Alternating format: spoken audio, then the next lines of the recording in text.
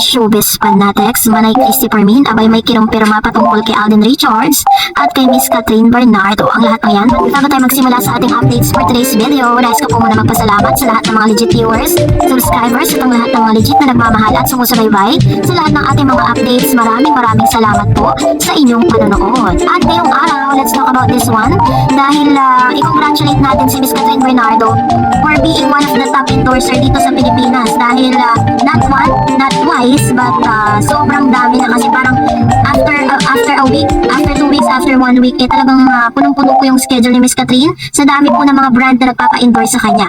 Kasi po sa report, si Catherine Bernardo po ay may charge for her talent fees is 35 million per endorsement. And for taping di umano sa teleserye is nagkakahalaga naman ng parang in totality TV shows 400,000 per taping, and kumikita po siya ng almost 38 or 35 million. Sobrang yaman na ni Miss Catherine Bernardo, ano?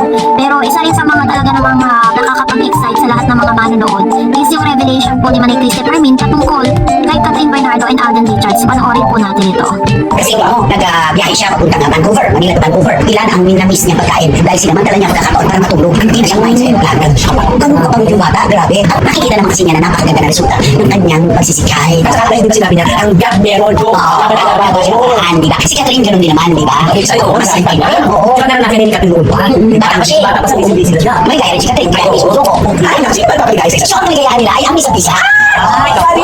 Kinumpirma ni Manay Christopher Min sa kanya pong Showbiz Now na channel kung saan kasama niya dito si Romel Chica at si Wendell, ano, kung saan sinabi po nila dito at kinumpirma nila base po sa kanilang mga nasagap na balita na si Mr. Alden Richards ay kinumpirmang masaya at talagang may nagpapahappy sa kanya ngayon, ano, dahil totoo naman yung sinabi ni Manay Christopher Min na kung hindi raw masaya at hindi inspired ang isang Alden Richards, hindi niya kakayanin yung talagang umaapaw na mga schedules, lalo na po sa panahon kung saan sila po ay nagtitaping sa Calgary, Canada.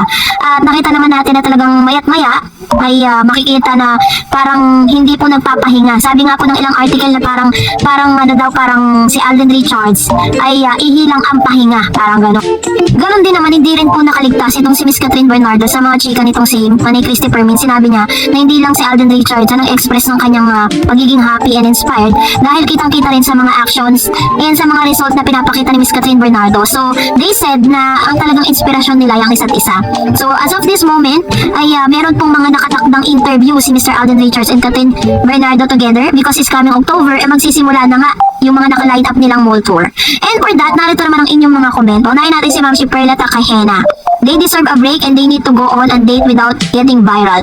They lost the privacy and they know they are celebrity. Thanks, Miss Dareds. Now I can put your face to your words, to your voice. You are beautiful. Keep updating us, Kat din. Ayan. Thank you, Ma'am Perla Takehana. Ayan. Kasi matapos nating ihatid sa inyo na may mga speculation. Speculation pa lang naman po yun kasi wala namang confirmation at the same time na mga resibo, no? Pero sabi mga ni Ma'am Perla na hindi po nila kailangan na i-post po yun or isa publiko kung saan man sila nag-break, diba? Or saan man sila nagpunta. Sabi ni Ma'am Coco Channel, hello Dareds again and again. I hope you are keeping safe and well and happy. Should say, is it nicer for Kat and Alden Richards to have time to get away?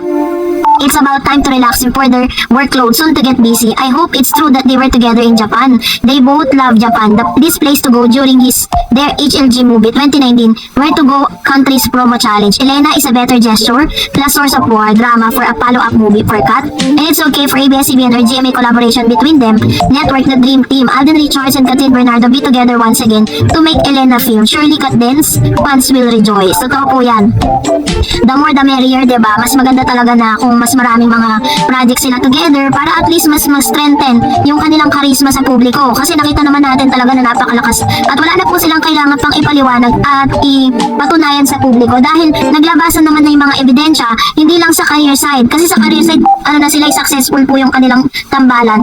But of course, sa kanilang personal na buhay. Pero sabi nga ni Alden, is mas nililimitahan ni Alden Richards kung ano man yung mga private thing about him at kung ano man po yung pribadong buhay ng kanilang love life. Pero syempre, hindi pa rin talaga may iwasan na mapag-usapan kasi they are really a public figure and ano po yan, kumbaga yung kanilang buhay is for public consumption talaga yan. And of course, another sabi po ni Ma'am Shi, ang kanyang pagpapatuloy. Okay, Darets, again, thank you kindly for the time reading and views comments. Take care and keep up the good work. Happy Friday to you, Katden and Katden. Ayan, thank you so much, Ma'am Shi Coco Channel, sa inyo pong palagi ang panonood at magbibigay po ng inyong opinion patungkol po sa ating mga latest updates. Hi, Ma'am Dars, thanks again for daily Katden updates. God bless you and your family. Naku, Ma'am Dars, ilang araw na lang, October 5 na. Ma'am Dars, saan bang event sila mag-promote? Paki-live po. Salamat, Ma'am Dars. Ma'am Dars, yung dalawang newscaster ng GMA, pinaka-chika, TikTok dance si Miss Catherine and Mr. Alden. Ay naku, kinilig din silang dalawa. Grabe, ang daming kinikilig sa kanila, no, Ma'am Dars. Ugong-ugong din na baka 2025, matutuloy na raw yung movie ni Mr. Lee Min-ho and Miss Catherine. Bakit ang daming advance sa chika pagdating ni Miss Catherine and Alden? Anyway, God bless everyone. God bless Katden. Ayan, thank you so much, Ma'am Shaberji. So, maasahin niyo po that we were gonna give you a hottest and latest news about Catherine and Alden Richards. Once po dun sa kanilang mall tour, talagang ano po natin, ihahatid po natin sa inyo yan. At the same time, is i-update ko rin po kayo kung magkakaroon na po ng parang confirmation with regards po dun sa project ni Miss Catherine at ni Mr. Lee Min-ho. And para po talagang mapaghandaan din ng ilang mga Katden fans, syempre po possible yan na hindi po imposible na pwede silang maipartner sa ibang mga love teams, diba? Kasi nga, hindi po kasi kailangan limitahan nila yung sarili nila kung silang dalawa lang na pwedeng lagi magkatrabaho, diba? Sabi ni Ma'am si Raquel, the Alden Trendsetter ang nagpa-black screening ng Shangri-La. Thank you, sold out close. Yes. Grabe po yung mga Alden fans, Alden supporters. Ganon din po kung gaano kainit ang pag-support ng binibigay ng mga fans si Catherine, ganon din po kay Alden. Sabi ni Ma'am si Ana Vilgarde, good evening Miss Doris, very happy and proud talaga ako para sa Catherine. Halos ubos na ang mga seats ng mga sinihan, nakaka-touch talaga ang love and support ng mga Catherine fans. About naman sa Japan, get away nila, sana nga magkasama sila. Alam mo, sinabi ni Nanay Christy Permin sa channel nila na seryoso na ang panliligaw ni Alden kay Catherine. Kaya malay mo magkasama din si, di ba, si Wish, lahat yon. At kung kasama ni Mama Mimi, lalong maganda. Ibig sabihin, approve na approve.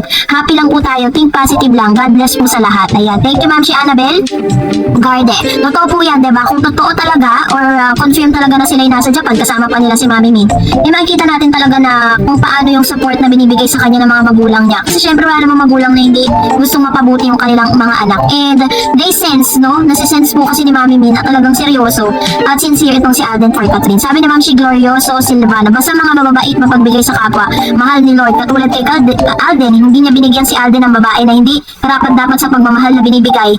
Siya ni Lord ang perfect girl, ideal girl. At yan ay si Miss Catherine Bernardo. Mapalad si Alden kay Kat, ganon din si Kat kay Alden. You're the best couple if ever. Ayun, ito naman yung kanyang comments patungkol sa bagay na ito. Ayan, so thank you so much Ma'am si Glorioso Silvano. Dahil sa sobrang tagal na rin po ng pag-aantay na ginagawa ni Alden Richards, he deserved to have a better girl, ano?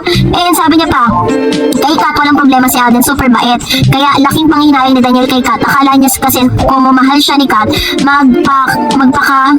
martyr na lang sa kanya. Masyadong kampante si Kat sa sobrang pagmamahal niya kay Daniel. Tiniis niya ang lahat. Tiniis niya.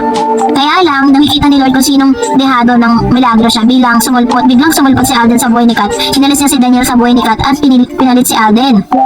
Yang galing, very impossible, pero nangyari. Lord, kabuti mo. Maraming salamat sa pinagtampo mo silang dalawa, Katden. Wish ko lang na sila na hanggang sa dulo sa kanilang buhay. Till death do us part, we pray. Ayan. So, ito naman yung kanyang prayer for Catherine and Alden. Alam niyo po kung tutuusin, yung kanilang pagtatagpo, magical yan eh. Kasi wala naman talagang nag-expect or wala po sa imagination natin that one day, Alden Richards and Catherine will cross the line, diba? Magtatagpo yung kanilang mga buhay. Dahil magkaiba silang mundo eh.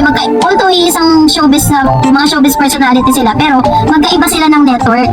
So, talaga masasabi mo na lahat po yan, kumbaga is nasa plano talaga siya ng Diyos na talaga magkatagpo silang dalawa. And here it is, nangyayari na nga, diba? At pinapatunayan lang dito that anything is possible. So, pero kung nagustuhan mo ang video na ito, huwag mo kalimutang mag-like, mag-share, at mag-subscribe, at i-follow mo na rin ang aking Facebook page, Darets TV. And also, I have my TikTok account, which is Darets TV. Pwede nyo rin po akong i-follow doon. Thank you for watching, guys. God bless everyone!